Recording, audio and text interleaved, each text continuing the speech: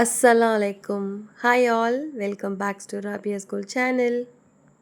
இன்றைக்கி வந்து recipe video இல்லை, என்னோடய இன்னொரு சைட் ஆஃப் பேஷனேட் பியூட்டிஃபுல்லான ஒரு ஆர்ட் ஒர்க் பற்றி பார்க்கலாம்.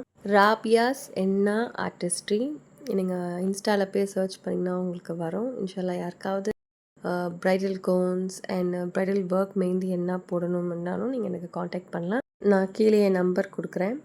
இப்போ வந்து என்ன பேஸ்ட் எப்படி ரெடி பண்ணலான்னு சொல்லிட்டு நான் கிளியராக வந்து எக்ஸ்பிளைன் பண்ணுறேன். ஃபர்ஸ்ட் வந்து மெஷரிங் ஸ்கேலில் 200 கிராம்ஸ் ஆஃப் எண்ணெய் பவுடர் நான் எடுத்திருக்கேன். ஸோ நான் அந்த அளவே சொல்கிறேன். அண்ட் வந்து அதுக்கு வந்து 80 கிராம்ஸ் ஆஃப் சுகர்.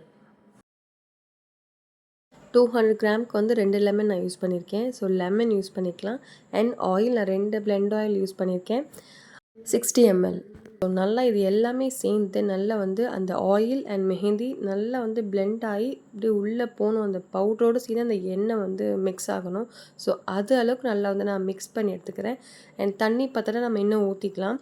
பட் இப்போவே வந்துட்டு நம்ம மிக்ஸ் பண்ணி கோன் போடுற அளவுக்கு நமக்கு அந்த மெஹந்தியோட பேஸ்ட்டோட டெக்ஸ்சர் இருக்கக்கூடாது. லைக் திக்காக தான் இருக்கும். நல்லா வந்து பிளெண்ட் பண்ணி எடுத்துகிட்டு நம்ம இதை ஒரு 6 to 8 hours வரைக்கும் நம்ம வந்து இதை க்ளோஸ் பண்ணி டை ரிலீஸ்ன்னு சொல்லுவோம். அது வச்சாதான் வந்து அந்த ஆயில் வந்துட்டு டை ரிலீஸ் ஆகும் போது நம்மளுக்கு வந்து ஹென்னா பிக்ஸ் வந்து ரெடி ஆயிடுச்சுன்னு அர்த்தம். அப்போ தான் ஸோ வந்து இப்போ இதை வந்துட்டு ஒரு பாக்ஸ் போட்டு மூடி வச்சிடலாம். அண்ட் அதுக்கு முன்னாடி வந்துட்டு கொஞ்சம் ட்ரையாக ஆகக்கூடாதுன்றதுனால கொஞ்சம் வாட்டர் வந்து ஸ்ப்ளிட் பண்ணி விட்டுடலாம் அதுக்கு மேலே. ஸோ மூடி 6 to 7 hours வச்சாச்சு. இது நெக்ஸ்ட் டே நான் நைட்டு ப்ரிப்பேர் பண்ணி வச்சேன். இது நெக்ஸ்ட் டே மார்னிங் பார்க்கும்போது இப்படி தான் இருக்கும். லைக் அந்த டைரிலிஸ் தெரியுதா, லைட்டாக அங்கங்கே ஆயில்ஸாக செப்பரேட் ஆகி வந்திருக்கு. ஸோ இது வந்து இதை எப்படி ரெடி பண்ணால் திருப்பி அகெயின் கொஞ்சம் வாட்டர் ஊற்றிட்டு நம்ம பிளெண்டர்லேயும் யூஸ் பண்ணலாம் அண்ட் வந்துட்டு மிக்சிலையும் பண்ணலாம் அண்ட் கையில் கூட பண்ணலாம். பட் கையில் ரொம்ப கஷ்டமாக இருக்கும். நம்ம எது எது நமக்கு ஈஸியாக இருக்கோ அது மாதிரி பண்ணி வாட்டர் ஆட் பண்ணி நமக்கு எவ்வளோ எந்த மாதிரியான திக் கன்சிஸ்டன்சி வேணுமோ அந்தளவுக்கு நம்ம வந்து அதை பீட் பண்ணி அந்த வாட்டர் லெவல்லாம் ஊற்றி நம்ம எடுத்து வச்சுக்கலாம். இது வந்து ஒரு பைப்பிங் பேக் சொல்லுவோம். நம்ம யூஸ்வலாக வந்துட்டு கேக்ஸு க்ரீம்ஸ்லாம் பேக் பண்ணும்போது இந்த பேக் யூஸ் பண்ணுவோம், இந்த கவர் யூஸ் பண்ணுவோம். ஸோ இது எல்லா இடத்துலையுமே கிடைக்குது.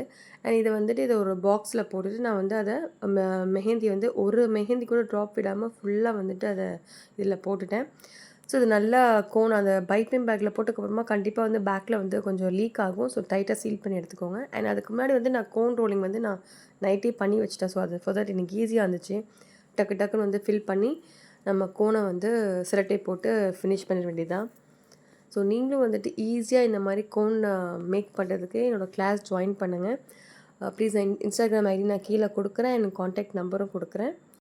ஸோ இப்போ வந்து சீலிங்க்கு போகலாம். சீலிங் பொறுத்த வரைக்கும் மேலே ஒரு 3 டேப்ஸ் அண்ட் கீழே வந்து அந்த டிப்க்கு ஒரு டேப் இவ்வளோ தான் போடணும். அண்ட் நல்லா டைட்டாக வந்து சீல் பண்ணலாம். அந்த எட்ஜஸ் எல்லாம் வந்துட்டு நல்லா டைட்டாக பின் பண்ணும்போது நம்மளுக்கு கோனோட ஃப்ளோ வந்து ஈஸியாக கிடைக்கும். லூஸாக இருக்கக்கூடாது கோனோட ரோலிங் வந்து எப்போவுமே. இதே மாதிரி வந்து எல்லா கோனையும் நம்ம வந்து சீல் பண்ணி எடுத்துக்கலாம்.